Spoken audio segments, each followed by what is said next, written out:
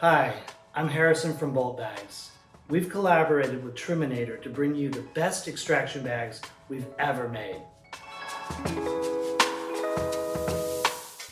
The solid frame filtration bags come in two sizes, made to stack perfectly on your Maker XL or Maker Standard hash washing collection vessels.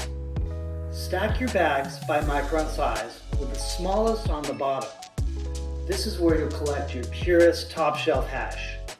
Follow with increasing micron sizes above it.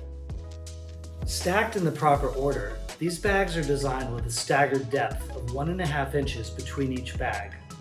This will give you collection room and it will make rinsing easier and will accelerate your workflow. Once you've drained your bags through the collection vessel, depending on if you have fresh frozen or trim, you might have collected some organic material in your 190 or 220 bag. So what you want to do is gently tap this back into your wash vessel and have it ready for your next wash. As you continue to work your bags and collect hash, invert each bag into your cleanout station, finishing with your smallest micron bag. Now your system is ready for an instant reset. You can quickly begin your next wash cycle, saving time and money.